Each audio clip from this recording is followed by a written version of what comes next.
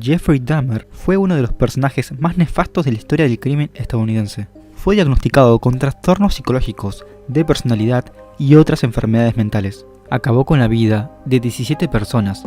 Conservó partes de sus cuerpos, principalmente huesos y cráneos, hasta llegó a comerse algunas de las partes de estas víctimas. Desde lo ocurrido se hicieron varias películas y series de esta persona. Actualmente, luego de que Netflix hiciera una serie con los crímenes que cometió, tomó nuevamente relevancia el nombre de Jeffrey, quien ha estado en boca de todos esta semana. En total, Jeffrey acabó con la vida de 17 personas entre 1978 y 1991 en Estados Unidos. Lo hizo de una manera tan cruel que se lo apodó en su ciudad como el carnicero. Recordemos que también se comía partes de esas víctimas, principalmente órganos como el corazón.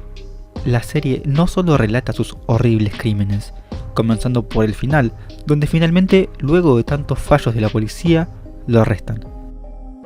Aparte de esto, llegan a mostrar su infancia y parte de su adolescencia que ya contaría con una de sus primeras víctimas, que de seguro desencadenó en las demás. Este personaje comenzó con una infancia dura, con conflictos familiares, por una madre tal vez con algunos problemas psicológicos, y un padre realmente ausente que lo llevarían a prácticas como la taxidermia. La taxidermia es la manipulación de animales sin vida para convertirlos en esculturas por su pelaje. Con esto, supo manipular los ácidos para descomponer la carne y pudo desarrollar una resistencia al olor a los animales en descomposición. A mediados de los 80, en Milwaukee, comenzó a frecuentar baños públicos gays, donde se daba a hombres y los atacaba. Finalmente, en los 80, cometió su segundo asesinato, a un hombre que llevó a un hotel y luego lo atacó con una valija. La serie en Netflix nos llega a mostrar, aparte de los crímenes y de su vida, una época donde se veían comunidades enteras afectadas por el racismo sistemático y las fallas de una policía que permitieron la continuación de uno de los asesinos más notorios de los Estados Unidos. Nunca se encontró el cuerpo de su primera víctima.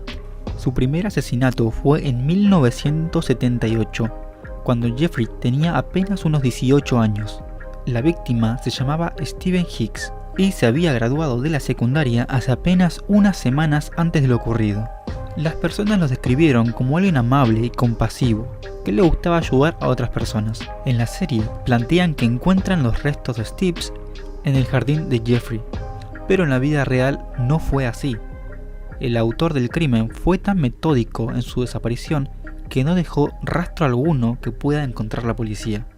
En una entrevista que se le hizo a Jeffrey, este confiesa que no tenía pensado hacerle daño, sino que quería llevarlo a su casa y dominarlo, tal vez como secuestrándolo, pero las cosas se salieron de control. Los psicólogos de este tipo de criminales indican que seguro no fue planeado, ya que un asesino serial comienza su carrera generalmente con un accidente. El departamento de Hammer después de lo sucedido. ¿Qué sucedió con el departamento de Hammer? Este departamento fue por años dejado en el olvido, ya que su historia fue realmente conocida en toda la ciudad, hasta que en 1995 fue comprado por $325.000, una suma realmente alta para el lugar donde se encontraba. Se pagó ese monto por un proyecto de reorganización del barrio que quería traer a la gente de nuevo. Sin embargo, ninguna persona quiso vivir en ese lugar. ¿Qué pasó con Tracy Edwards, la última casi víctima de Jeffrey Dahmer? Tracy Edwards conoció a Dahmer el 22 de julio de 1991 en un bar. Se encontraba en grupo cuando el delincuente les hizo una propuesta, y Tracy fue el único que aceptó ir a su departamento, por unos $100. En ese entonces, Tracy tenía unos 32 años y no tenía idea de qué pasaría hasta que finalmente Jeffrey lo esposó y sacó un cuchillo para violentarlo. Tracy declaró en el juicio que gracias a un momento de distracción pudo lograr darle un golpe a Jeffrey y salir corriendo. Gracias a él y claramente a las demás personas que declararon, recibió la condena de 16 cadenas perpetuas, unos 900 años en prisión, ya que determinaron que estaba en su sano juicio.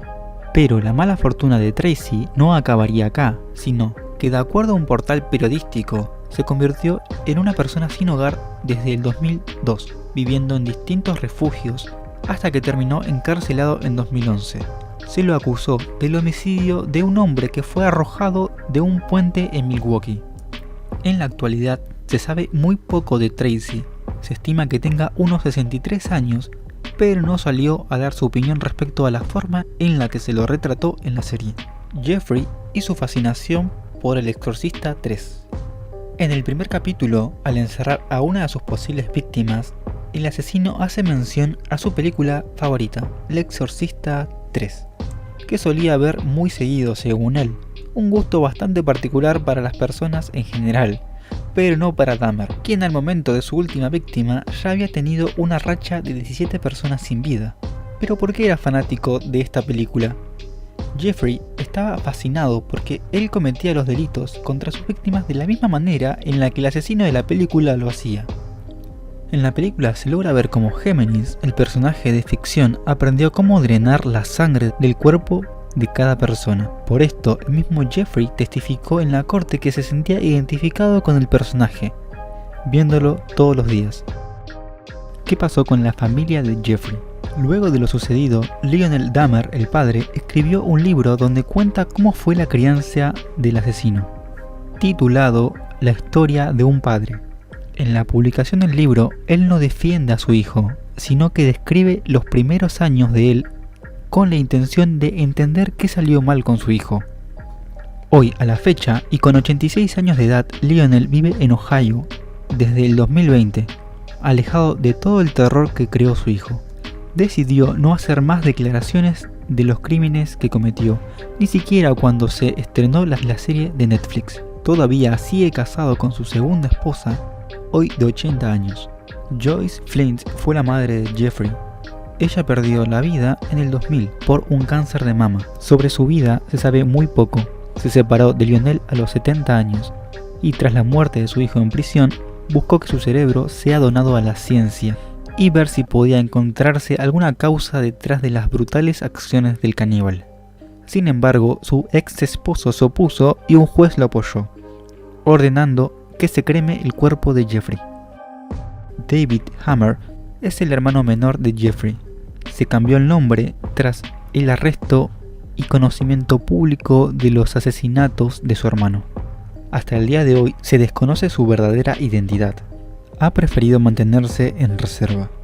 Su padre y su madre Shari, en una entrevista con Larry King en 2004, contaron que tenía una carrera y esperaba un segundo bebé en ese entonces. En 2002 tendría ya unos 56 años de edad. ¿Qué pasó con el asesino de Jeffrey? Tras ser condenado como culpable y recibir 15 cadenas perpetuas, Jeffrey solo cumplió 2 años de su condena en prisión, porque Christopher Scammer, su compañero de reclusión, acabó con su vida. En la actualidad, este preso sigue cumpliendo una condena y lo último que se ha conocido de él es que en 2015 publicó su colección de poemas y que envía cartas a su hijo de 27 años. Se encontraba en prisión por acabar con la vida de su jefe, que le debía solo $15 por un trabajo de carpintería. Furioso por ese motivo, le disparó en la cabeza. Se dan diferentes versiones del por qué mató a Dahmer, pero recordemos que Dahmer tenía una fascinación por cometer estos delitos contra personas afroamericanas, y quien lo hizo fue una persona afroamericana, así que hay una correlación. Lo hizo cuando ambos quedaron a solas en el gimnasio limpiándolo.